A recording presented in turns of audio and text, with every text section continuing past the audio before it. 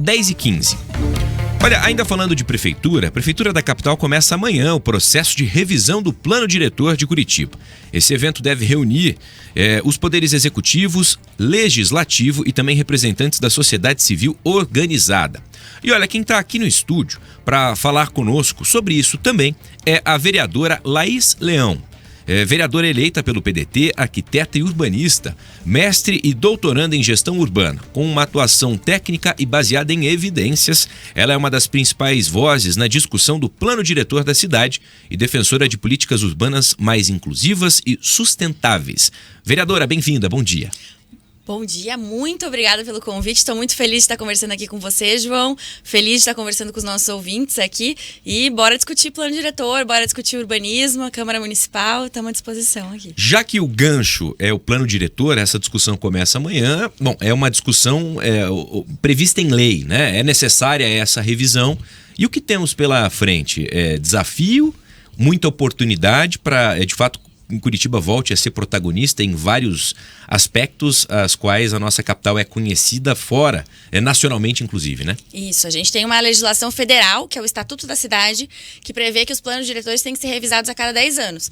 Então, 2025 é o prazo para Curitiba revisar o seu plano diretor, que é uma legislação que vai influenciar em todo o planejamento urbano da cidade. Tudo que a gente vive no cotidiano da cidade, transporte público, saneamento, zoneamento, o que pode construir, o que não pode, tudo é legislado pelo plano diretor. Então, como você falou, são grandes desafios, porque Curitiba é uma cidade muito grande, com muitas dinâmicas, com muitas demandas, mas ao mesmo tempo é uma oportunidade muito importante da gente pensar como que a nossa cidade vai ser nos próximos 10 anos, porque o plano só vai ser revisado novamente daqui 10 anos. Então, a gente está numa responsabilidade agora de pensar como vão ser esses próximos 10. E por onde começar, vereadora? Por quê? Quando saímos às ruas, bom, em função muito das obras do Inter 2, é congestionamento. Quem pega ônibus lotado em horários de pico e vazios quando está fora do horário do rush.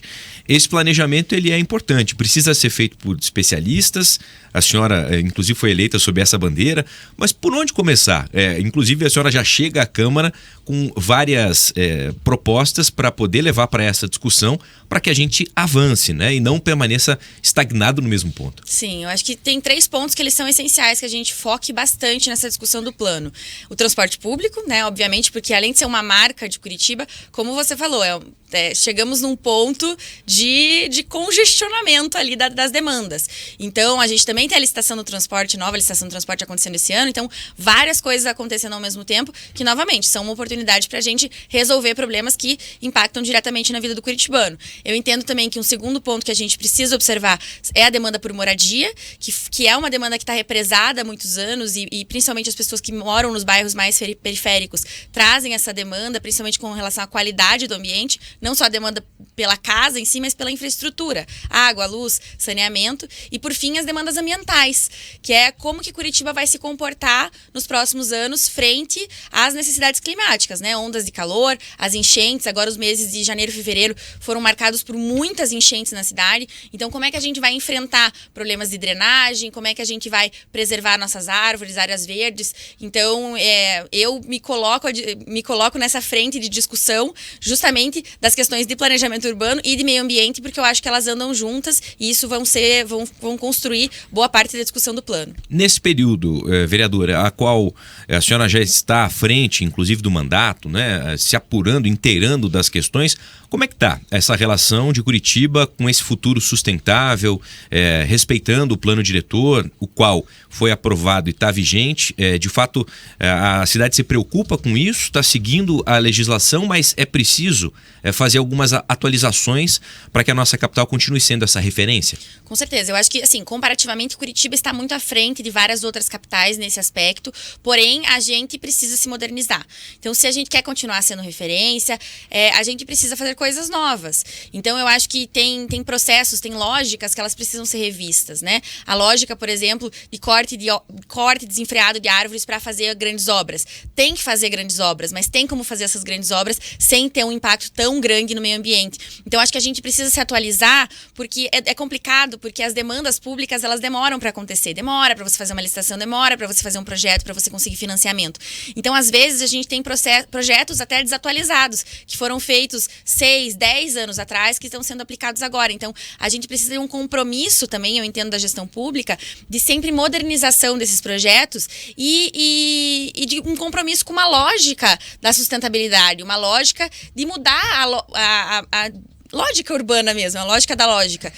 Fazer uma construção que seja pautada principalmente em preservar um futuro viável, porque a gente está no meio de uma crise climática, isso precisa ser encarado com seriedade, e os próximos 10 anos, pensando numa lei tão longa quanto é o plano diretor, a gente precisa garantir que esses 10 anos eles sejam viáveis para o cidadão curitibano, que a gente não tem que enfrentar tantas enchentes, que a gente não tenha que enfrentar tantas ondas de calor, que a cidade ela possa ser mais adequada para todo mundo e para as futuras gerações. É uma pauta e uma bandeira que muito político gosta de levantar, só que com o passar dos anos, quando você vai ver na prática se estão respeitando ou seguindo, aí a história muda. Entre o discurso e a realidade há um abismo gigantesco, né, vereador? Sim, verdade. A gente tem tentado conseguir construir política pública para justamente trazer isso para a prática. A gente protocolou no início desse ano, o primeiro projeto que a gente protocolou como mandato é o projeto dos Jardins de Chuva, justamente no intuito de combater, de criar um novo mecanismo para que a prefeitura possa combater essas enchentes, né? Então, é isso, trazer o discurso para a prática, pensar em política pública que seja, de fato, adequada, com soluções baseadas na natureza, soluções mais modernas, que façam a gente se afastar um pouco dessa lógica só de concreto, mas assim, fazer obras, fazer desenvolvimento, garantir um desenvolvimento, mas ao mesmo tempo garantir um desenvolvimento sustentável e adequado ao meio ambiente. No caso do Jardins de Chuva, se assemelha um pouco o que é a ideia hoje do Parque Barigui, que é o que falam que é esponja, né, de conseguir quando há uma chuva muito forte para que haja ali uma concentração de água e isso consiga evitar alagamentos em várias regiões. A ideia é que tenham também esses bolsões em outras regiões. Isso é planejamento, mitigar ou minimizar os impactos de grandes eventos, né, na vida da população. Isso, as duas estratégias estão dentro desse grande guarda-chuva da ideia de cidades esponja, né? O Parque Barigui, ele é no que no urbanismo a gente chama de parque alagável, porque ele é justamente uma área de grande porte feita para ser alagada, para garantir que as áreas urbanizadas não recebam essa água.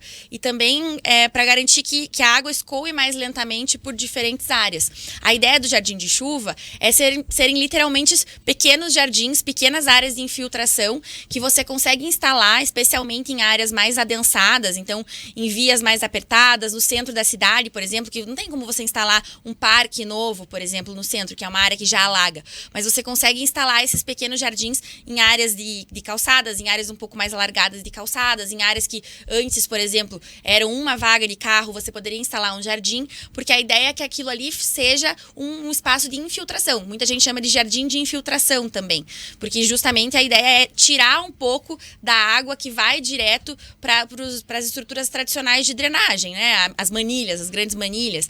Então, a ideia é que esses jardins, eles vão segurando a água, retendo a água, espalhados, pulverizados pela cidade, para que essa água vá molhando o solo aos poucos e não sobrecarregue tanto o sistema tradicional de drenagem. Então, ele é um mecanismo adicional. A nossa legislação, inclusive, ela não obriga a instalação, mas ela coloca como um novo mecanismo, uma nova oportunidade de garantir que a gente instale um mecanismo de drenagem que é um pouco mais sustentável e que pode ser um adicional aos mecanismos tradicionais. Na sua percepção, isso através do município ou a própria iniciativa privada é mais fácil de colocar e implementar isso na prática? Sabe que a gente tem conversado com algumas empresas, né, de iniciativa privada que têm intenção de instalar jardins de chuva e que expressaram para a gente, quando a gente publicou o projeto, eles expressaram para a gente o interesse também de instalar em lotes privados, justamente para garantir que eles consigam escoar essa água de uma outra maneira e contabilizar os jardins de chuva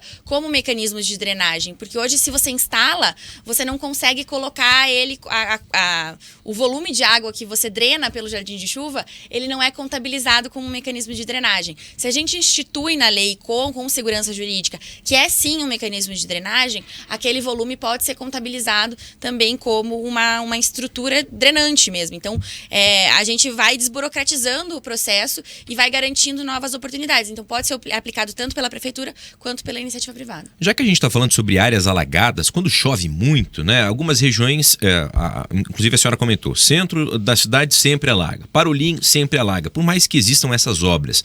O que falta a prefeitura fazer para resolver essas questões? Mais planejamento, mais obra, talvez a execução da obra não está sendo feita conforme o previsto, o planejado? De que maneira buscar uma solução para isso? Eu acho que a gente está um pouco defasado em termos de visão integrada de bacias hidrográficas. Aí eu estou sendo meio técnica, né? Mas aqui a gente tem que pensar que a água, ela não funciona num lugar só, né? A água escorre, literalmente. Então, se você pensa na bacia ali no Rio Água Verde, por exemplo, ela tem uma influência direta, ou o Rio Vila Guaíra, ela tem uma influência direta no Rio Belém e vice-versa, porque eles são uma bacia, eles são integrados. Então, quando você faz uma obra no Rio Água Verde, no córrego Vila Guaíra, ela vai ter um impacto direto no Rio Belém.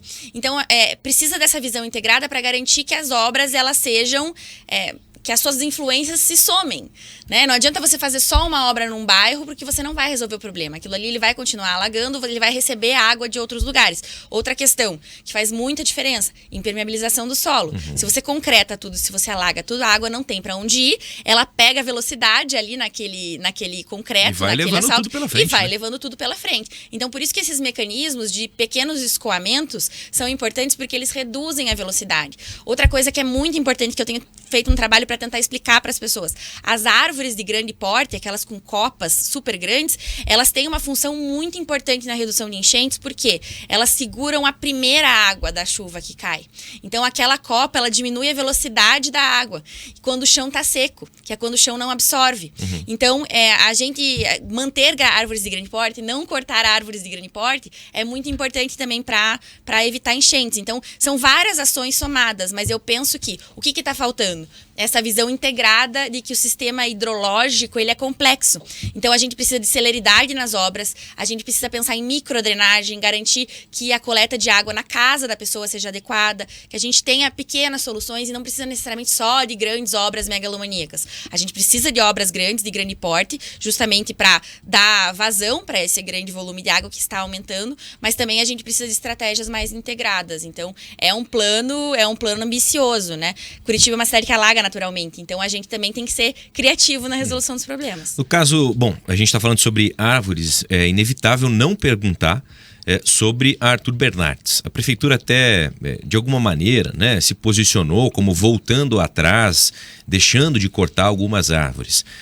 Há um certo sucesso nessa segunda decisão da prefeitura em não sei se mudar o trajeto ou permitir com que mais árvores permanecessem no traçado, mas o que vai acontecer ali na Arthur Bernardes vai justamente de encontro ao que a senhora está comentando aqui, né? Pois é, a gente ali é um caso bastante sensível, porque as obras do Inter 2 como um todo, elas têm muitas questões questionáveis, porque elas foram pensadas sem muita conversa com a população. Os projetos eles foram feitos de uma maneira bastante vertical por parte da prefeitura, e agora as consequências estão aparecendo.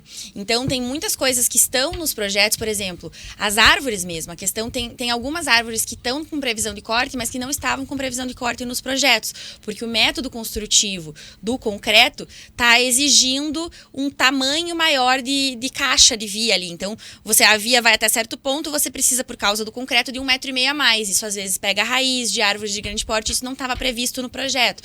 Então, tem uma sucessão de erros, assim, que alguns setores da prefeitura vêm tentando consertar, e o caso da Arthur Bernardes é bastante emblemático. Só que é muito complicado você trocar a roda com o bonde andando, né? Então, tem muitos lotes que já estão com licitação, com ordem de serviço assinada, e aí fica num dilema, a prefeitura fica num dilema de como como ajustar sem perder o financiamento. Então, o pessoal ali da Arthur Bernardes, do Santa Quitéria, Vila Isabel, Portão, fez um movimento muito grande e muito justo. Estive muito próxima a eles ao longo de todos esses meses, porque o projeto inicial, ele era um projeto devastador mesmo. Ele, lógico, né, teve muita confusão de informação ali, muita gente achou que o eixo ia acabar, nunca foi isso, né?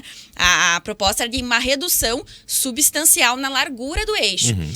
E isso foi alvo de discussão. Então, agora a Prefeitura reviu o projeto, vai ter uma nova apresentação desse projeto agora dia 15 de abril, com a população ali do entorno.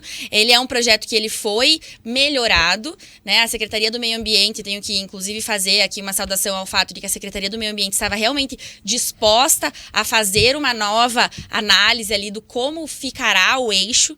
Inclusive, eles trouxeram uma proposta de instalação de jardins de chuva nesse eixo, que visa também melhorar, mitigar os problemas de drenagem ali do córrego Vila Isabel, mas ainda assim já reduziram a quantidade de árvores que serão cortadas, mas ainda assim há uma disputa entre o que a população ali dos bairros ainda acha e o que a prefeitura ainda, né, conseguiu flexibilizar ali no projeto. Então, existe uma discussão, por exemplo, sobre a localização do terminal do Santa Quitéria, do novo terminal do Santa Quitéria, que já virou mini terminal, já virou estação, já mudaram o projeto. Hoje são as estações apenas. Hoje são as estações apenas. A prefeitura traz a proposta de fazer o mini terminal, que seria um novo terminal de integração.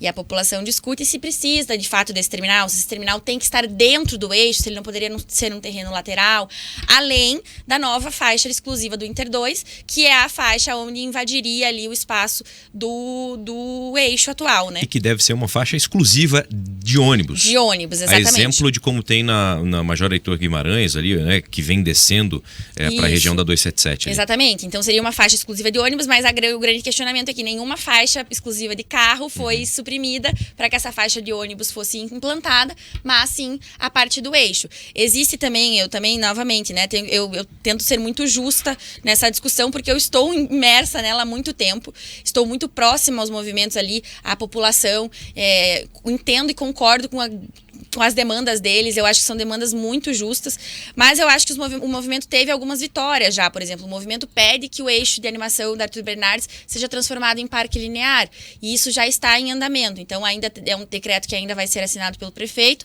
mas isso já está em andamento. Então, eu entendo que tiveram algumas vitórias, mas eu ainda tenho uma dificuldade muito grande em dizer que se essas vitórias são suficientes. A gente precisa entender melhor o projeto e ver ainda se dá para salvar ainda mais árvores, porque eu sou do partido que a gente deve evitar ao máximo o corte, né? O corte deve ser realmente a última opção, somente de árvores doentes e em casos muito específicos. Então é uma situação bastante delicada e difícil, que ainda tem outros capítulos a acontecer da novela, com certeza. Você que está nos acompanhando pela rádio ou pela internet, nós estamos conversando, batendo um papo com a vereadora Laís Leão, do PDT. A vereadora que participa e tem uma das bandeiras como a questão do urbanismo, planejamento, plano diretor, inclusive a qual essa revisão começa do plano diretor amanhã a ser feita pela prefeitura. Vereadora, sobre moradia popular, há pelo menos 7 ou 8 anos, né? A Coab não participava, não entrava na Câmara Municipal para ouvir demandas da população. Foi possível, foram até lá, o presidente foi até lá para participar de uma audiência. Houve algum avanço, algum compromisso para que pelo menos a população seja ouvida e essa questão de atender a moradia popular saia realmente do papel? Por quê? E por que eu falo isso? É interessante a gente analisar, você, ouvinte que está no carro e passa certamente por alguns dos bairros mais conhecidos e famosos da capital. É como se a gente vivesse numa bolha, né? A Curitiba que dá certo, linda, bonita, planejada, com ruas e avenidas sinalizadas, com asfalto novinho, semáforo funcionando, tudo perfeito. Agora, quando você vai para regiões mais afastadas, zonas mais periféricas, é uma cidade, a capital que é exemplo, a cidade mais inteligente do mundo, mas que as pessoas não conhecem. Então é preciso sempre avançar e fazer mais pela população que é daqui. Com certeza. Eu acho que a gente viveu um momento histórico essa semana, porque nós fizemos uma audiência sobre regularização fundiária na Câmara Municipal e contamos com a presença da Coab, do presidente da Coab, presidente André Baú, esteve lá conosco. Como você falou, né, João? Fazia muito tempo que a Coab não vinha até a Câmara Municipal, não abria esse espaço de diálogo com a população. Os movimentos sociais têm conseguido uma abertura, têm conseguido uma proximidade agora com a nova gestão da Coab. Então, a gente está vislumbrando, a gente está numa esperança de que esse diálogo ande melhor, porque nos últimos anos era um diálogo completamente fechado, não existia, a produção de moradia em Curitiba foi muito ínfima, o orçamento não era utilizado, o orçamento era pouco destinado. Então, agora a gente está realmente abrindo uma porta nova. A gente conseguiu fazer essa audiência pública lá na Câmara, reunindo várias frentes. A gente reuniu, como eu falei, né, a Coab, o Poder Judiciário, os movimentos sociais. A gente fez 4 plenárias com comunidades vulneráveis e que tem possibilidade de regularização antes da audiência para entender as demandas dessas comunidades, porque cada caso é um caso diferente, né? Então, a dificuldade de trabalhar com território é justamente essa, porque cada caso é um caso. Uhum. Então, tem algumas semelhanças, tem algumas demandas que são transversais ali a várias comunidades, mas ainda assim cada caso é um caso. Então, o que eu vejo? Que hoje a gente tem um cenário em que a gente está conseguindo conversar sobre esse assunto e as comunidades estão sendo mais ouvidas, no sentido de entender qual é a necessidade de cada uma. O próprio presidente André já visitou algumas comunidades, conversou com movimentos sociais, conversou com o pessoal do Despejo Zero, né, que é um movimento ali que congrega várias comunidades. Então, eu acho que é um sinal muito importante que a gente tem dado no sentido de tentar melhorar essa questão da moradia, porque é uma demanda muito grande e que precisa dar celeridade, precisa ser feita, porque senão 4 anos é pouco, né? A gente precisa de muita vontade política mesmo. Essa questão, isso foi levantado várias vezes dentro da audiência pública. Não existia vontade política de resolver a questão da moradia. Hoje eu sinto que essa vontade surgiu. Numa avaliação, seria uma questão mais higienista, sim, uma preocupação com que, de fato, não vamos tornar a nossa cidade acolhedora ou que atenda a critérios para que algumas famílias que chegam aqui de qualquer maneira possam se fixar. Simplesmente, já que elas não vão ter condições de aqui permanecer, que encontrem outro lugar para viver com as suas famílias? Seria mais ou menos essa ideia que os últimos anos o município acabou adotando? Eu acho que é uma questão de ausência de prioridade mesmo, de desconhecimento da realidade de quem mais precisa. Se você vai para qualquer comunidade no Tatuquara, se você na própria Caximba, a gente tem ali o processo do bairro novo na Caximba, mas ele ainda é muito ínfimo perto da demanda de uma comunidade gigantesca. As demandas do Parolim, por exemplo, ali, né, são históricas, são enormes, estão ali há muito tempo e ainda há discussões sobre como tratar essas demandas. Então, eu vejo que a gente teve historicamente como se os olhos estivessem vendados assim, para a demanda de Curitiba, né? O marketing, às vezes, tomando conta justamente dessa narrativa de que Curitiba é uma cidade modelo, mas é isso. Ela é uma cidade modelo para quem? A gente precisa olhar para todos os curitibanos, não somente para os bairros centrais. Então, lógico, a gente precisa dar atenção para o centro, a gente precisa pensar na revitalização do centro, isso é uma demanda urgente, mas essa preocupação ela precisa estar presente em todos os bairros. E a demanda de moradia é uma demanda presente em muitos dos 75 bairros. Então, os curitibanos, eles são de todas as classes, eles são de todos os bairros, então a gente precisa ter políticas públicas que sejam eficientes, especialmente para quem precisa mais. Então, eu vejo que agora a gente está caminhando, está próximo de caminhar mais do caminho correto, que antes a gente tinha a administração pública tinha uma venda nos olhos. A gente está conversando com a vereadora Laís Leão. Bom, tem participação na live do Pan News Curitiba através do YouTube, o canal Jovem Pan Grupo RIC. Vereadora, o Enéas Gomes pergunta: vai acontecer alguma obra de dragagem no Rio Barigui? Na altura do Santa Quitéria é nítido o assoreamento. Alguma informação nesse sentido? Então, ou alguma manifestação por parte da prefeitura? A gente tem discutido justamente isso dentro da pauta da questão do Arthur Bernardes. Foi muito levantada a questão do córrego Vila Isabel, que é aquele córrego que cruza ali Arthur Bernardes e que vai desembocar justamente no Rio Barigui. Existe um projeto em andamento com relação à bacia do Rio Barigui e a gente levantou para a Secretaria do Meio Ambiente a urgência de tratar essa questão ali do córrego Vila Isabel, passando pelo Seminário, pelo Santa Quitéria, e como que vai ser tratado ali também chegando no Campo Comprido. Então, isso é uma conversa, bom, eu não posso falar pela prefeitura, né, mas a conversa que a gente tem trazido para eles é justamente no sentido de que esse ponto, justamente, acho muito curioso, porque a gente tem até uma reunião hoje para falar sobre isso. Esse ponto é um ponto de bastante atenção ali na relação com o Rio Barigui. A bacia do Rio Barigui é um dos programas mais institucionalizados hoje com relação à drenagem. Mas, como eu falei anteriormente, acho que ainda falta bastante coisa, falta bastante diálogo com a comunidade e que eu espero que a gente esteja andando nesse caminho agora e tendo uma abertura maior das secretarias. Mas temos muita coisa a fazer ainda assim. Vereadora, para a gente conseguir avançar na nossa pauta, alguns assuntos importantes. Proibição de fumantes em parquinhos. Eu sou pai, minha filha tem 4 anos, completa 5. Se ela não está comigo e alguém está fumando do meu lado, eu já saio de perto porque eu não quero sentir aquele cheiro desagradável, aquela fumaça. Se a minha filha está perto, então nem se fala.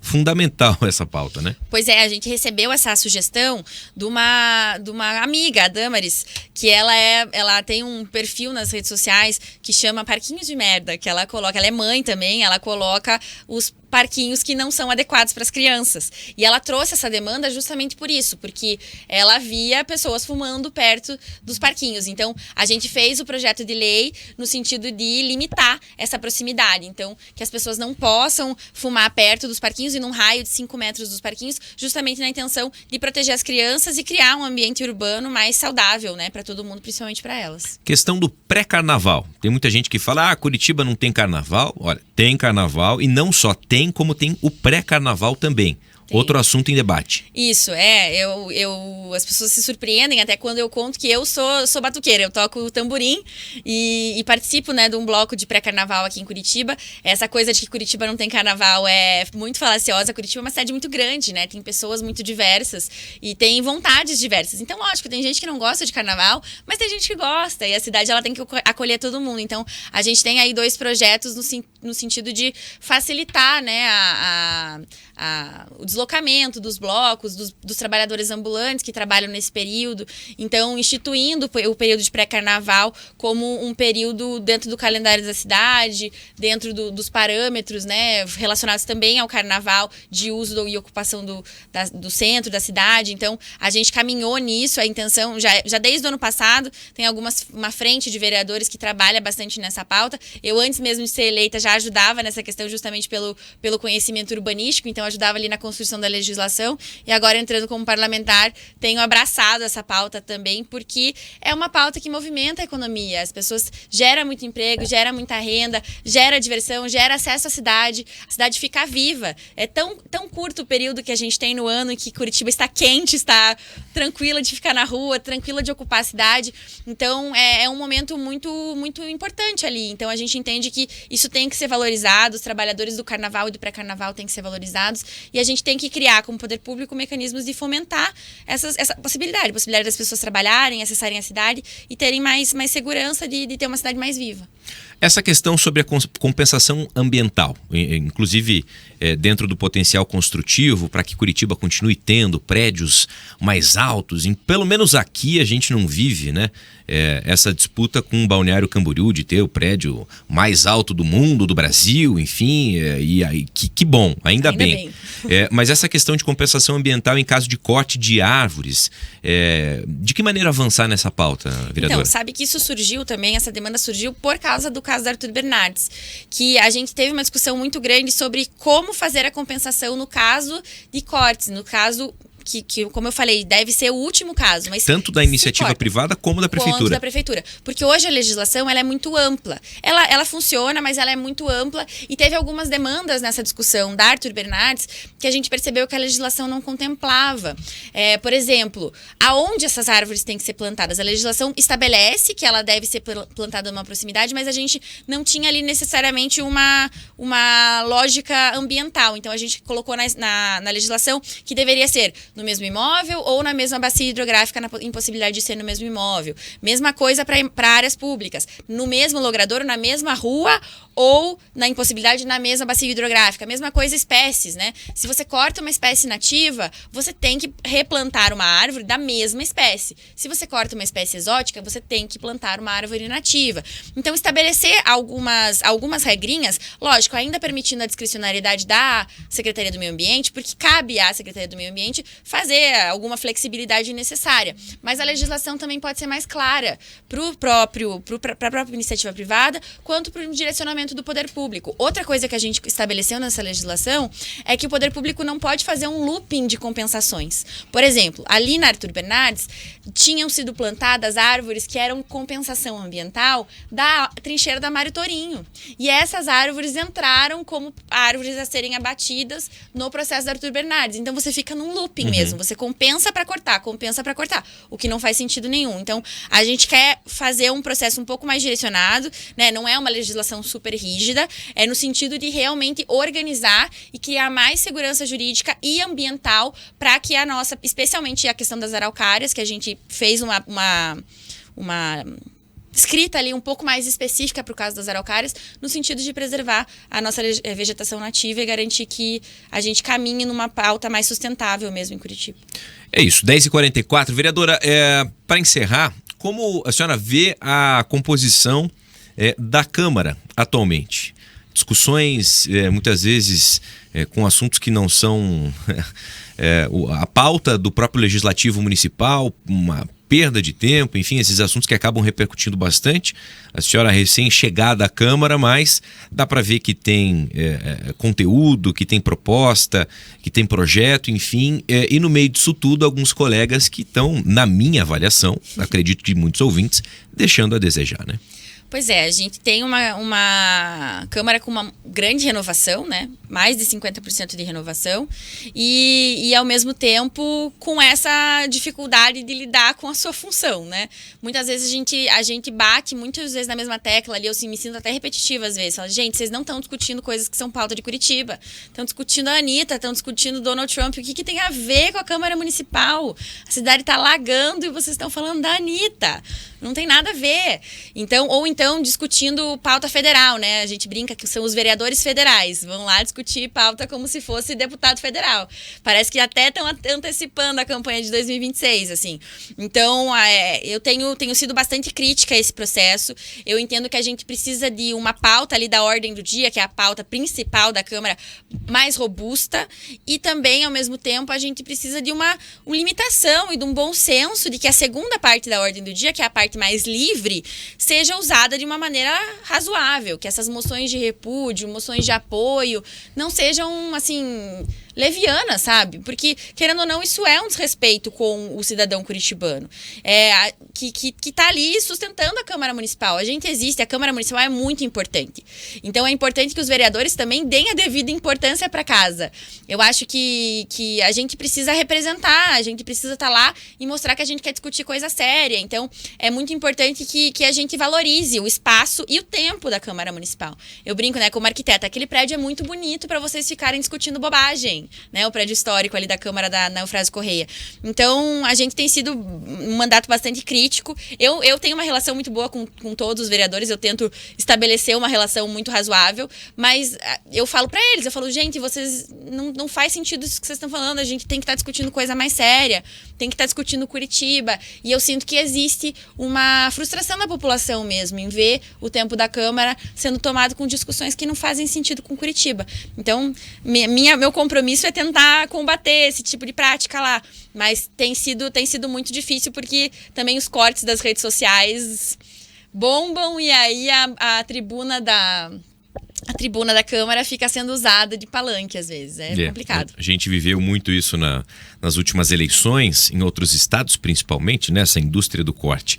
Vereadora, para finalizar, estamos aí com 100 dias de mandato, inclusive do prefeito Eduardo Pimentel. Uma das funções do Legislativo é a fiscalização. Que avaliação a senhora faz desses 100 primeiros dias do mandato do novo prefeito? E de que maneira estamos caminhando para uma gestão melhor? É uma continuidade ainda da gestão do Greca? Ele segue tentando impor o seu jeito de administrar, de gerir? Me parece um político muito aberto às pautas, a receber, a debater, a conversar. Enfim, a avaliação que a senhora faz. Eu acho que é uma honra, primeiro, a gente estar aqui justamente nos 100 dias, né? Eu acho que a gente, antes de vir para cá, estava postando um vídeo de 100 dias do mandato, então é um momento muito interessante de fazer esse balanço, de fato. Eu acho que a gente eu sinto que existe um avanço, um afresco de juventude, assim, na prefeitura, né?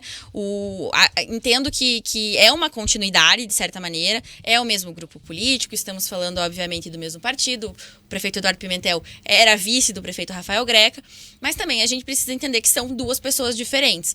Então, eu acredito que a gente tem avanços, especialmente no sentido de diálogo, da composição das secretarias, são pessoas que estão abertas a conversar, inclusive a conversar com o contraditório, a conversar com pessoas que pensam diferente. Então, acho que nesse sentido a gente tem alguns avanços, né? Logicamente, eu tenho algumas discordâncias, eu acredito que em alguns pontos não concordo com algumas decisões da gestão, mas ao mesmo tempo preciso ser justa, entendo que alguns outros pontos da gestão têm sido muito positivos.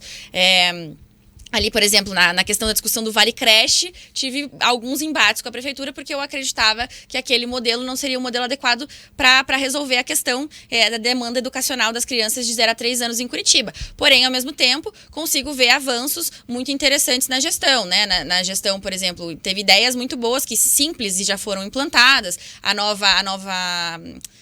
A nova sinalização dos radares, o Domingão Paga Meia, a tarifa zero para quem está desempregado. Então, temos alguns avanços, especialmente nessa questão do diálogo, alguns pontos que ainda não concordo completamente, mas eu acho que a política é assim, né? A gente de consensos ou não consensos, a gente vai conversando, mas acho que o importante é justamente a gente chegar nesse lugar do diálogo, de conseguir conversar, de conseguir debater, discordar de maneira saudável e construir política pública de uma maneira razoável. Mas ainda temos muito a acontecer. Acho que no final do ano eu vou poder te dizer melhor, 100 dias ainda é muito pouco. É isso aí. Tá aí, vereadora Laís Leão, vereadora de Curitiba pelo PDT.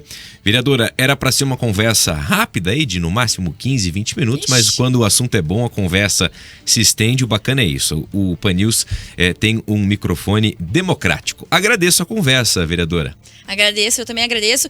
Eu sou meio prolixa de se deixar, acho que é mal de político, né? Se deixar, a gente fica falando aqui eternamente. Mas eu agradeço muito o convite, agradeço aos ouvintes, fico à disposição também, nosso mandato está super aberto, né? Todas as pautas do urbanismo, pautas do meio ambiente especialmente, e fico à disposição para a gente conversar sempre. Para quem quiser acompanhar o trabalho, vereadora, através das redes sociais, né? Isso, eu acho que o canal mais fácil é o Instagram, que é Leão Laís, Leão, né, igual o bicho mesmo, e no nosso WhatsApp do mandato, que é o 41 98844 2370. Tá aí, vereadora Laís Leão. Obrigado, vereadora. Excelente dia. Obrigada para vocês também, gente. Um bom dia. Agora 10h51.